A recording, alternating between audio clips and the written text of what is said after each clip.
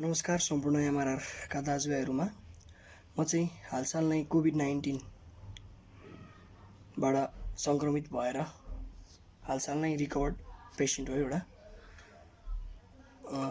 म चाहिँ आज हजुरहरूलाई आफूले गरेको एक्सपिरियन्स यो मलाई अब चाहिँ कोरोना लाग्यो कि भन्ने दिनबाट मलाई त्यो थट्स आएको, अब मलाई चाहिँ कोरोना लाग्यो जस्तो छ भन्ने थट्स आएको दिनदेखिको आजसम्मको एक्सपिरियन्स सेयर गर्न जाँदैछु। आशा छ यो हजुरहरूलाई इन्फर्मेटिभ हुनसक्छ, भइदियोस् पनि, इन्फर्मेटिभ भइदियोस् पनि।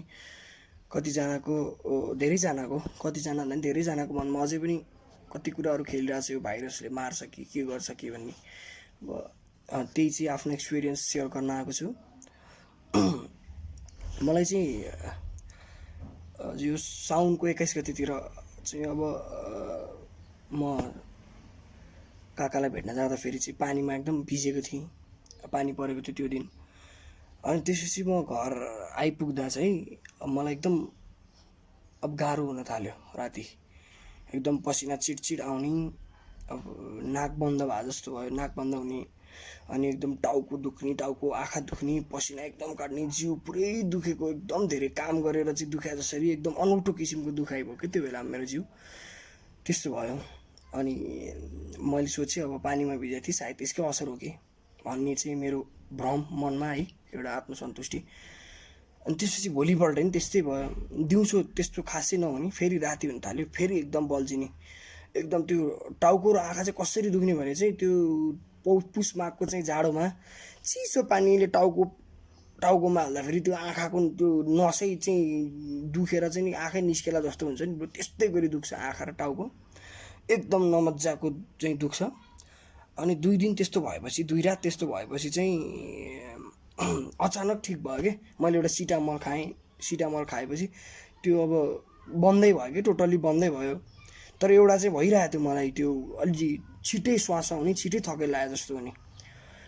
अब पहिला म जति हिँड्थेँ त्यति हिँड्दाखेरि पनि म एकदम धेरै हिँडे जसरी श्वास आउने, पसिना काडिहाल्ने त्यस्तो हुन्थ्यो।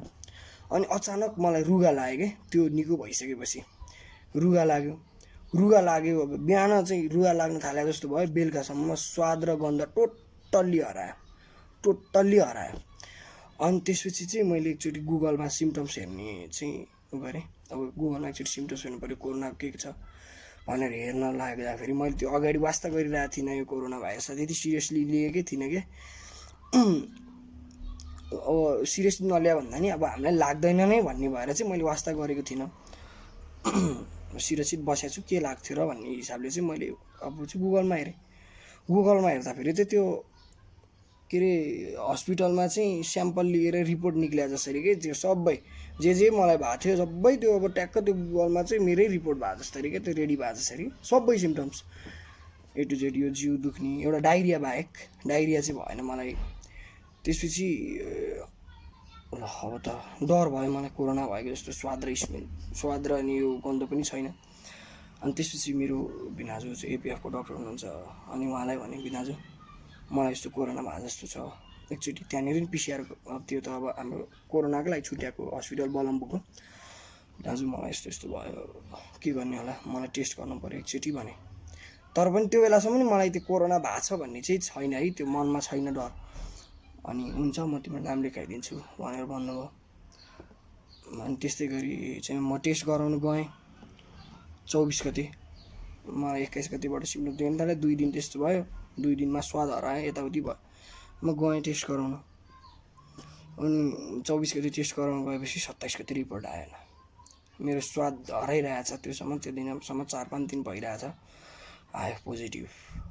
मलाई त्यो बेलामा के भयो भने, अब मम्मी र एउटा मेरो साथी दाइ सँगै बस्छौँ हामी, लिभिङ टुगेदर।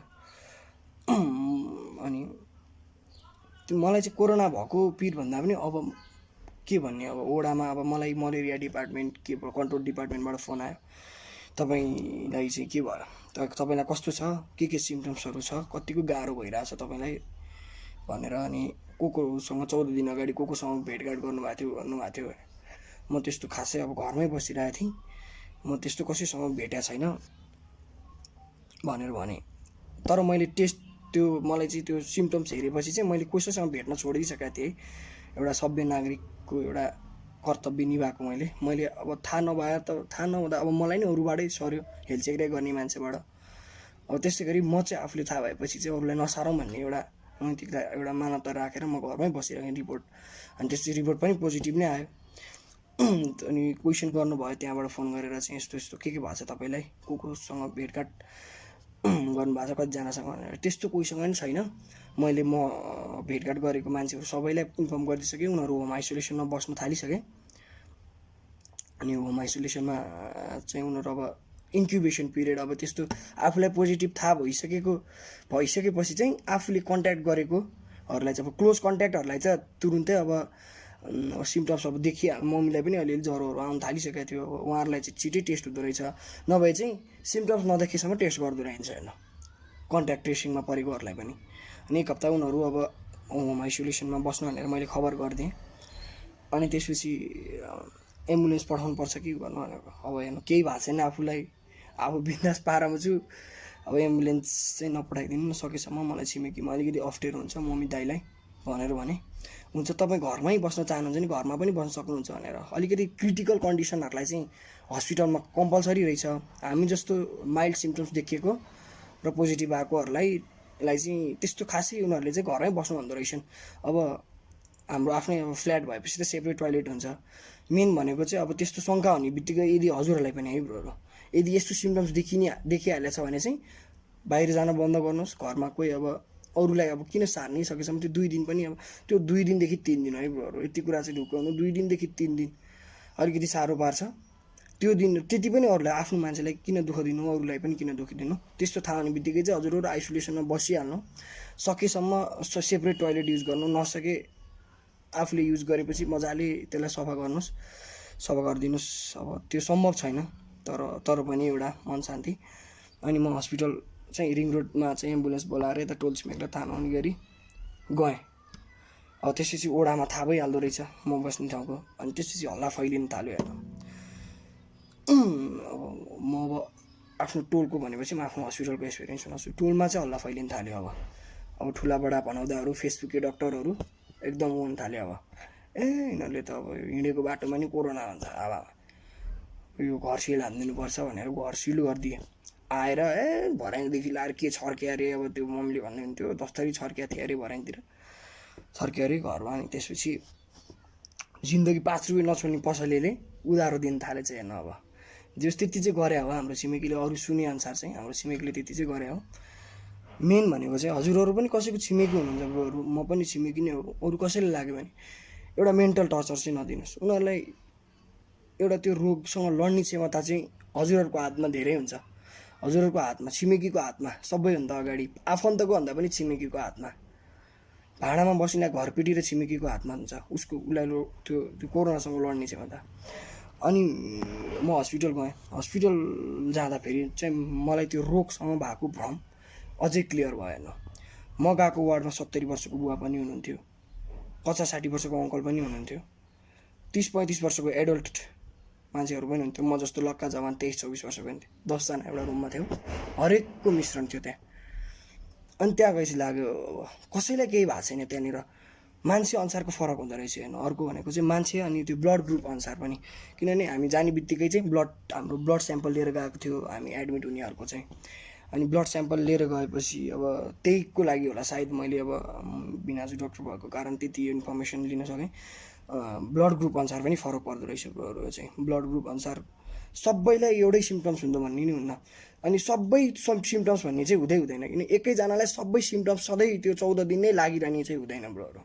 किनभने त्यो 2 दिन 3 दिन चाहिँ गाह्रो पार्छ, त्यसपछि एउटा सिम्टम्सले समात्छ। कसैलाई घाँटी खसखस पार्ने, एउटादेखि 2टा भनौँ न, कसैलाई घाँटी खसखस, कसैलाई ज्वरो आउने, कसैलाई रुगा लाग्ने, त्यस्तो हुन्छ। अनि मलाई चाहिँ टेस्ट हराउने, मोस्ट कमन चाहिँ टेस्ट हराउने थियो। टेस्ट र स्मेल हराउने मोस्टली कमन त्यहाँको चाहिँ पेसेन्टहरूको।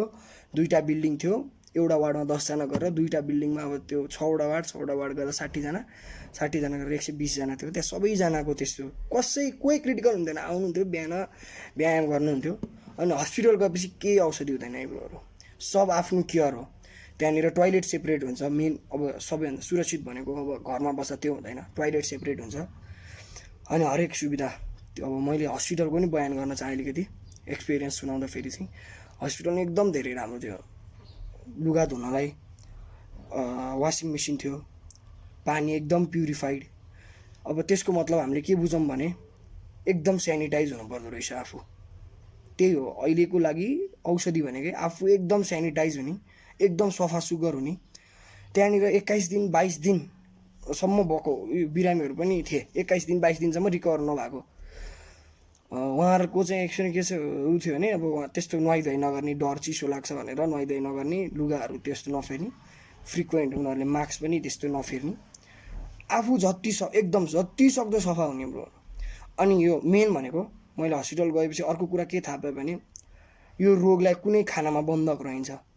किनभने त्यहाँ बिहान अन्डा चना आउँथ्यो, मासु भात, दिउँसो खाजा फरक फरक खाना मजाले पेल्नु पर्ने रहेछ, बिन्दास पाराले दबाउने खाना। अनि मैले हस्पिटलमा युज गरेको खाएको खानेकुरा भनेको च्यवनप्रास खाएँ, एउटा स्ट्यामिना के अरे इम्युनिटी बिल्डअपको लागि, काजु बदामहरू, स्याउ, फलफुलहरू मैले खाएको। अब सबैले अब त्यो युज गर्दा पनि त्यो खाँदा पनि हुन्छ, किनभने त्यसले राम्रै गर्दो रहेछ।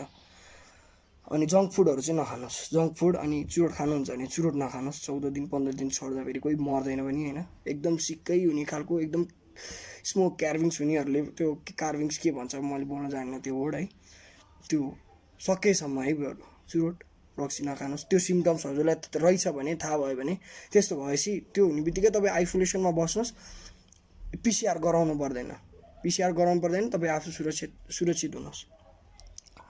त्यो तपाईँलाई कोरोना लागेकै हो, त्यो सिम्टम्सहरू छ भने लागेकै हो, अरू कुनै रोगै हुन सक्दैन, त्यो कोरोनै लागेर भएको हो। किनभने तपाईँले चिसै नखाए पनि अब कोरोना लागेछ भने चाहिँ रुगा लाग्छ, रुगा खोकी अलिअलि, घाँटी खसखस म्याक्सिमम, घाँटीलाई चाहिँ एकदम तनाव दिन्छ। अनि रह्यो टेस्टको। अब म 7 दिन हस्पिटल बस्दाखेरि मेरो टेस्ट ब्याक हुँदै थियो, बिस्तारै रिकभर। मलाई चाहिँ लगभग 8-9 दिन लाग्यो मेरो टेस्ट रिकभर हुन। त्यो पनि मान्छे अनुसार फरक हुँदो रहेछ टेस्ट रिकभर कति दिनमा हुने भनेर। अनि हस्पिटल बसाइको चाहिँ एक्सपिरियन्स चाहिँ एकदम रमाइलो। सबै मान्छेहरू एकदम घरको चिन्ता छँदै अब त्यो कसलाई लाग्यो, कन्ट्याक्ट ट्रेसिङमा परेको, कोहीको नेगेटिभ कोहीको पोजिटिभ आयो। अनि मेरो चाहिँ अर्को कुरा के भने मेरो सबै साथीहरू 1 हप्तासम्म कुनै सिम्टम्स देखेन, 5 दिनमा सिम्टम्स देखिँदो रहेछ यसको चाहिँ। 5 देखि 7 दिनमा सिम्टम्स कसैलाई देखेन, उनीहरू सुरक्षित भए। मम्मीको पोजिटिभ आयो, अब मसँगै बस्ने भनेको त्यो मम्मी अनि दाइसँग हो, साथी दाइ भनौँ। अब त्यो 2 जना चाहिँ हस्पिटल नै आए पोजिटिभ आएपछि। अनि त्यसपछि अब म बसेको त लगभग 4-5 दिनपछि चाहिँ मम्मी दाइहरूको पोजिटिभ आयो। अनि त्यसपछि अब त्यस्तै भयो, खाना मजाले खाने, अनि बाफ लिने, स्टिम बाथ। त्यसपछि छातीसम्मै तातो हुने गरी है, त्यो हामी कतिले त मुख मात्रलाई यसरी नाक मात्र राख्छौँ, पुरै टी सर्ट खोलेर छातीलाई तातो पर्ने गरी बाफ लिने।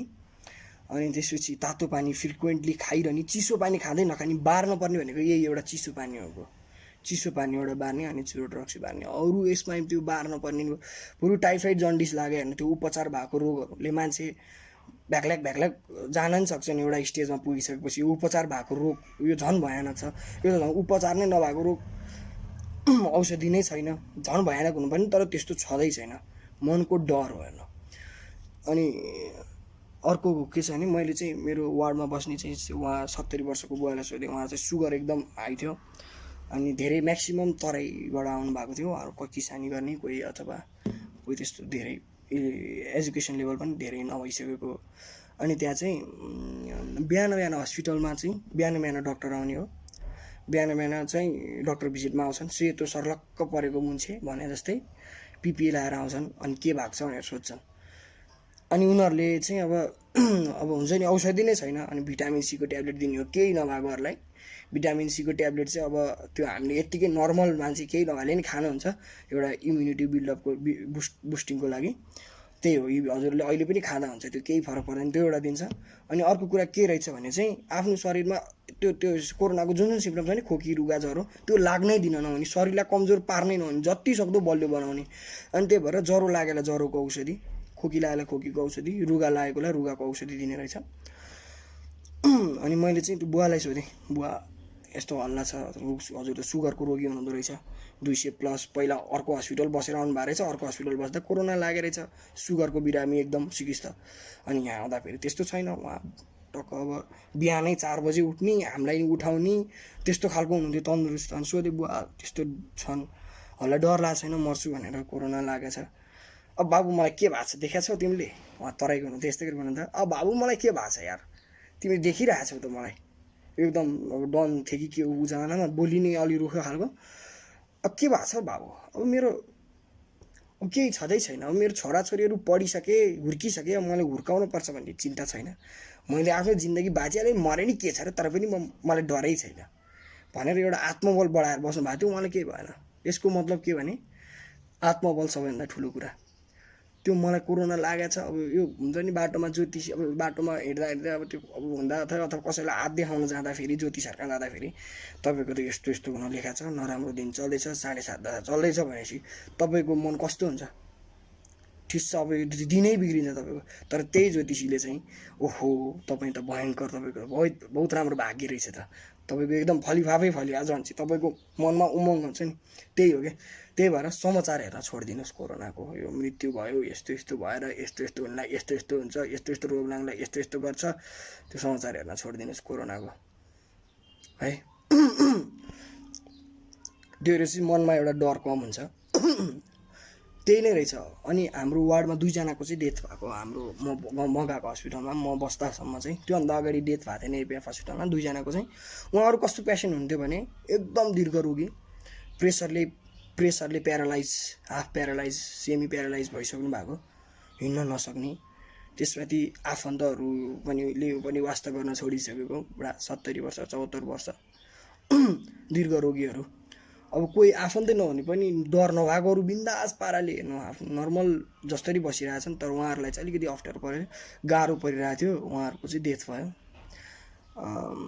त्यो कोरोनाले चाहिँ मलाई हो जस्तो लागेन। उहाँको एउटा हुन्छ नि, जो डर गया सम्झ मर गया भन्ने छ नि एउटा भनाइ, जो डराउँछ उसलाई चाहिँ भन्न सकिन्न ब्रो, किनभने उसलाई त्यो कोरोनाले मात्र होइन, भित्र त्यो दबिएर शरीरको इम्युनिटीले दबाएर राखेको रोग त्यो बल्झिन्छ क्या। त्यो बल्झेपछि अनि त्यो कोरोना पनि लाग्छ, कोरोनाको डरै डर, चिन्ताले नै चितामा पुर्याएको त्यो उहाँहरूलाई चाहिँ। त्यही भएर त्यो प्रिकसन युज गर्ने, घरमा आफूले त्यो सिम्पटम्स, मैले अगाडि भनेको सिम्पटम्स देखिएपछि त्यो 100% कोरोना नै लाग्यो हो, त्यो हजुरहरू दायाँ बायाँ मन डुलाउनु पर्दैन, पिसिआर नै नगरेर मलाई ओडाम फोन गरेर मलाई कोरोना लाग्यो भन्दै नि हुन्छ। यो सब यो पैसा तिरेर यो भर हुँदैन, उल्टै तपाईँलाई सिम्पटम्स भएको छ भने उल्टै कोरोना नलाग्यो भनिदिन नि सक्छ है, कसैको लाग्यो भनिदिन सक्छ, यो भन्नै सकिन्न कि के यो न्युजहरू हेरेपछि एउटा भन्छ नि ब्रेन वास हुन्छ क्या। त्यही भएर मैले ब्रोहरूलाई यही सेयर गर्नलाई चाहिँ यो भिडियो बनाएको पनि हो। अनि 12 दिनपछि चाहिँ मेरो फेरि पिसिआर टेस्ट भयो र नेगेटिभ आयो। मैले त्यही रुटिन फलो गरेँ हो, मैले त औषधि पनि केही खाइनँ, खोकीको औषधि 3 दिन खाएँ, खोकी अलिअलि लागेको थियो त्यति हो। अनि त्यसपछि मैले आफै एकदम एक्सर्साइजहरू गर्ने, नुहाउने, तातो पानीले नुहाउँदाखेरि चाहिँ नुहाउने, त्यसपछि लुगाहरू राम्रोसित धोएर लगाइरहने, त्यो इनर्जी केही कम हुँदैन, केही गाह्रो हुँदैन। म बिरामी भएको छु भनेर नसुत्नुहोस् होला कहिले पनि कोरोना भएपछि, म एकदम नर्मल छु भन्नुहोस्। तर अलिकति बुढा मान्छे कोही घरमा परिवारमा हुनुहुन्छ भने चाहिँ उहाँहरूसँग चाहिँ सकेसम्म टाढा बस्नुहोस्। उहाँलाई त्यो 3-4 दिनको पीडाले पनि धेरै गाल्न सक्छ, त्यो 3-4 दिनको त्यो त्यसले देखाउने असरले पनि उहाँहरूलाई धेरै मानसिक असर, फिजिकल असर दिन सक्छ। उहाँहरूसँग चाहिँ टाढा रहनुहोस्। अनि त्यो कुरा भइहाल्यो। अनि म 12 दिनपछि मेरो पोजिटिभबाट नेगेटिभ भयो, अनि म घर आएँ। घर आएपछि चाहिँ अब त्यो झन् भ्रम फैलिसकेको रहेछ, लाग्यो ठिक भइसकेपछि नि कोरोना भइरहेको छ, कति दिनसम्म कोरोना भइरहेको छ, म चाहिँ सुनाउन 1 महिनासम्म भनेर चाहिँ 1 महिनासम्म ननिस्किनु भनेर टर्चर गरेर फोन गर्छु बा। ल त नि अब म निस्किन्नै भनेर पनि अब छिमेकी डराउँछन् भनेर ओडाएर फोन गरेँ हेर्नु। अनि त्यसपछि त्यो 5 रुपियाँ छुट नगर्नेले 3000 उधार दिएछ, अब मसँग 2000 क्यास थियो, त्यो दिउँ न त भनेर गएको, थैलो लिएर आउँछ बा। म ठिक भइसक्यो, मान्छे थैलो लिएर आउँछ, पैसा लिन आएको अरे थैलोमा थाप्छ। त्यस्तो एउटा अनुभव गरियो है, कोरोना पनि लाग्यो। तर तपाईँ डरले हो, डरले एउटा शरीरमा नेगेटिभ भाइब प्रड्युस गर्छ, त्यसले कमजोर बनाउँछ। जतिसक्दो आफूलाई यो रोगै एक त औषधि नभएको रोग हो, आफै निको हुने रोग हो। कसैलाई 7 दिनमा पनि निको भएको छ, कसैलाई 12 दिन, कसैलाई 21 दिन। त्यो हजुरमा भर पर्ने रोग हो यो। यो त्यस्तो मान्छेले भने जस्तो भयानक केही पनि छैन, विश्वास गर्नुहोस् मेरो है। म एक्सपिरियन्स भएर भने, अब तिमी तन्दुरुस्त छौ र पो के भएन भनेर भन्नुहुन्छ। तपाईँलाई लागेपछि नि तपाईँलाई यो कुरा भन्न मन लाग्छ क्या, या के होइन रहेछ भनेर भन्न मन लाग्छ। बुढापाकालाई पनि सुगर प्रेसरकै रोगीलाई पनि उहाँहरूको आत्मबल बलियो छ भने केही गर्दैन। जति डरायो त्यति कमजोर भयो। यो रोगको यही हो, मेरो यही एक्सपिरियन्स रह्यो। तर कसम है ब्रोहरू, स्मेल चाहिँ यति नराम्रोसित हराउँछ कि जे खाए पनि खल्लो, नाकमा गु यसरी दल्दै पनि गनाउँदैन, यस्तो नराम्रोसित हराउँछ स्मेल र टेस्ट चाहिँ तपाईँको जे खाए पनि कागज चपाए जस्तो क्या, भिजेको कागज। अब बच्चामा चपाएको मलाई याद थियो, त्यसको केही हुँदैन, त्यो क्याचेक हुन्छ। मासु खाए पनि त्यही हो, तरकारी खाए पनि त्यही हो। तर खाना चाहिँ नछोड्नुहोस्, बिन्दास खानुहोस्, स्टे सेफ। सबैजनालाई स्टे सेफ, स्टे हेल्दी है ब्रोहरू। मेरो एक्सपिरियन्स यही थियो। अब हजुरहरूलाई कति हेल्पफुल भयो, थ्याङ्क यू सो मच।